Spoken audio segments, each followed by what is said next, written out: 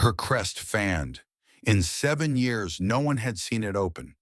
The gardener was pulling weeds. He didn't look up, but that moment was still 7 hours away. The courtyard had been utterly voiceless for 7 years. Not the quiet of peace, the quiet of law. The only sound was wind moving through dead stalks that no one had tended. Priestess Elithis stood in the center of the rotunda, her cream-colored skin catching the pale morning light. She was Sytheri, a species known for their ethereal vibrance, but she looked like a ghost. Her teal-blue crest lay flattened against her skull, locked tight. Her golden amber eyes held no light. A Sytheri's feather crest fans involuntarily near someone trusted. She cannot control it, cannot fake it. Hers had been a rigid, dull shell for nearly a decade. Beneath her heavy ceremonial robes, her wing stumps throbbed, a phantom ache from appendages clipped long ago. The last person who hummed near her was executed for breaking the protocol of absolute stillness. 7 years ago. Noise was death. Her body had learned to fear it. She existed in a state of permanent, petrified waiting. On the crumbling stone wall near the perimeter sat a tiny seed in a cracked clay pot. The soil inside was bone dry, gray, lifeless. It had been sitting there longer than anyone could remember, untouched and unwatered, just another casualty of the sacred perimeter. A man walked through the eastern archway. His name was Elias. He was 32, a human laborer. He wore faded canvas trousers and a dirt-stained shirt that clung to his broad shoulders. He carried a bucket of rusted tools. She shouldn't have noticed him at all. I know what happens when a human breaks a law he doesn't even know exists. Attendants moved through the outer corridors like shadows. Wardens in heavy ceremonial armor stepped softly, terrified of making a heavy footfall. They communicated entirely through hand signals. Two acolytes carrying woven baskets passed by the courtyard entrance. They kept their eyes locked firmly on the floor stones. They almost noticed the priestess's crest was duller than the previous month, a sickly slate gray creeping into the teal. They said nothing. They averted their gaze and hurried past the clay pot without seeing it. Nobody looked at the dead flora. The heavy wrought iron back gate groaned on its hinges. Two high-ranking wardens had just begun a complex, agonizingly slow, 20-step ritual bow to request entry to the inner sanctuary. Elias simply shoved the rusty side latch open with his hip. He walked right past the kneeling guards, carrying his heavy tin bucket, entirely ignoring the ceremonial pathway. He let the iron gate clatter shut behind him. The wardens froze in pure horror. Elias didn't look at them. He was a contracted worker, given a slip of paper with a sector number, told to clear out the rotting brush. The intricate political and religious hierarchies of the Sytheri temple meant absolutely nothing to him. He was just here to do a job. He was beneath her station, and they both knew it. A gardener had no business being in the same room as a priestess. He certainly had no business humming within earshot of her crest. But there he was.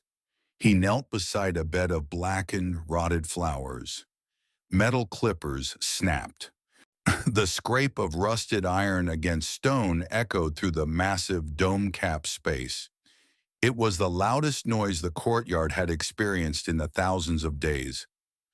Elias pushed aside a pile of brittle vines, uncovering a fractured irrigation pipe hidden in the overgrowth.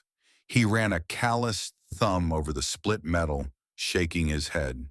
Should have been fixed weeks ago. 5 words, muttered entirely to himself. A casual, gravelly complaint about poor maintenance. The syllables hit the courtyard like a physical strike. From across the garden, Elithis heard his voice. It cut straight through the sacred, suffocating quiet. Her feathers rippled, just once, an involuntary, terrifying twitch along her scalp. He didn't look up. He reached over to set his heavy tin water can on the stone wall to clear his workspace. He placed it directly beside the cracked clay pot holding the dormant seed. Heat from his palm spread through her feather shafts. It shouldn't have felt like sunlight. The seed between them was warm on his side, cold on hers.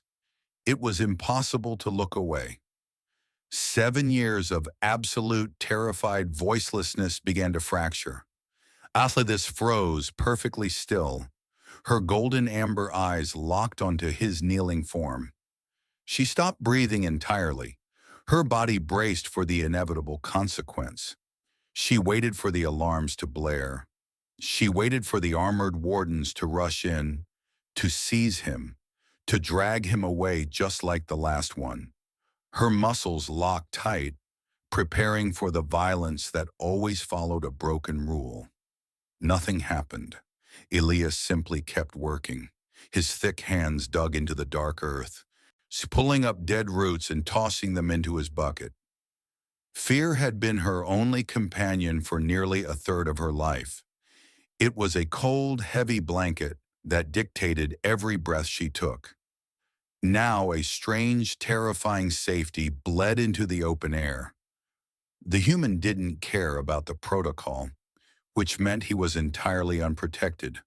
Yet he worked with the calm, steady rhythm of a man sitting on his own front porch. He was completely unafraid. Her wing stumps trembled against her robes. The rigid, corded muscles in her neck lost a fraction of their unbearable tension. She watched his shoulders shift under his shirt as he worked the soil. Something unnamed shifted beneath her ribs. He finished the row. Elias stood up slowly, stretching his lower back with a soft groan. He wiped the dark soil from his knees, unrolling his shoulders to work out a kink. He turned toward the center of the courtyard. He saw her standing there, a statue of cream and teal, draped in layers of heavy ceremonial silk. He didn't drop to his knees in terror. He didn't avert his eyes to the floor. He gave a single, brief nod. "Ma'am." 3 letters. Not a prostration, not a title of divinity, just a casual, polite acknowledgement of another person sharing the same space. The warden standing by the eastern pillar flinched violently. An acolyte in the outer hall froze mid-step, dropping a silken cloth onto the tiles. The quiet shattered entirely, yet not a single alarm bell rang. The entire hierarchy of the temple seemed to hold its breath. Elias turned back to gather his tools. As he moved, his elbow bumped the heavy tin can on the wall. A splash of clear water overflowed the rim. It trickled directly into the dry, gray soil of the small clay pot. The earth immediately turned a deep, rich black. He didn't notice. The space between them hummed with something incredibly dangerous. The water sank into the dead earth, darkness blooming in the gray. Aelithis did not breathe. The muscles in her back, coiled like thick wire for thousands of days, simply gave out. Her posture sank. The crushing, terrified rigidity that held her spine completely straight melted into the warm air. She felt a phantom weight lift from her shoulders, leaving her suddenly light, suddenly anchored to the ground beneath her feet. Her crest moved, not a flutter, not a terrified, involuntary twitch of panic. It was a slow, deliberate unfurling. The heavy, slate-gray tightness peeled back from her scalp, a layer by delicate layer. Iridescent teal caught the morning sun. The colors returned, bleeding into the delicate feathers like watercolor spreading across dry parchment. She had not felt this exact physical sensation in 7 years. It felt agonizing. It felt like blood rushing back into a frozen limb. The biological reality of her species could not be suppressed. She was safe. Her body knew it before her conscious mind could even begin to process the absolute impossibility of it. The gardener was wiping dirt from his thick canvas knees. He didn't notice the vibrant halo expanding around her skull. He didn't notice the temple warden in the far corridor, dropping to his armored knees. He just kept dusting his trousers. Even the silence knew. Her throat tightened until the cartilage ached. Her golden amber eyes burned with a blinding heat. She pressed her pale lips together, fighting the overwhelming surge of raw, terrifying relief. The wind moved through the dead stalks of the garden, rustling the dry, brittle leaves with a gentle hiss. For the first time in nearly a decade, the quiet didn't feel like a suspended sentence. It didn't feel like an invisible executioner waiting to strike. It felt like peace. The seed pot on the crumbling wall was visibly darker where the water had seeped in. The damp earth held the sun's warmth, radiating a quiet, steady heat. Her crest fanned. In 7 years, no one had seen it open. The gardener was pulling weeds. He didn't look up. The devastating weight of that image hit the vast rotunda all at once. Her entire crest was fully open now, a towering crown of brilliant, trusting teal framing her delicate face. An acolyte standing in the shadowy eastern archway saw the bright, forbidden color and immediately dropped to the floor. They pressed their forehead to the cold stone in sheer, unadulterated panic. A senior guard positioned by the iron gate reached blindly for a ceremonial weapon, his heavily armored fingers trembling violently against the hilt. They had never seen this specific biological response. They didn't know how to categorize a high priestess who felt genuinely protected in the presence of a stranger. Elithis could not stop the reaction. She stopped correcting herself. Her golden eyes were wet. The heavy tears did not fall, but they blurred the edges of the broad-shouldered human kneeling in the dirt. Her wing stumps trembled against the thick silk of her layered robes. They ached, desperate to stretch, desperate to move toward the profound source of the warmth radiating from across the courtyard. Ellis pulled a folded yellow work slip from his faded chest pocket. He wiped a smudge of dark soil from the cheap paper with his thumb, squinting at the faded black ink.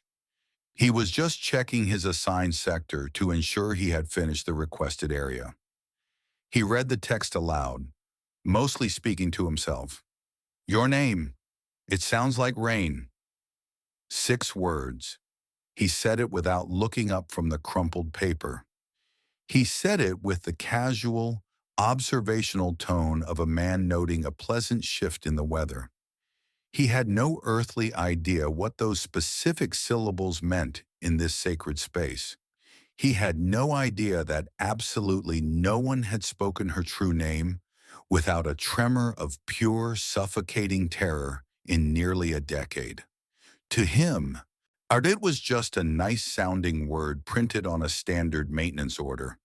To her, it was an internal earthquake. The sound of his deep, rumbling voice speaking her name didn't trigger the deeply ingrained panic she had lived with since the execution.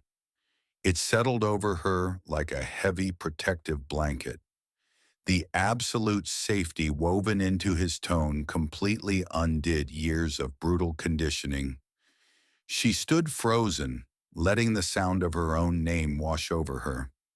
Elias folded the yellow paper in half and tucked it back into his pocket. He gathered his rusted tools, dropping the metal shears into the tin bucket with a loud, unapologetic clank.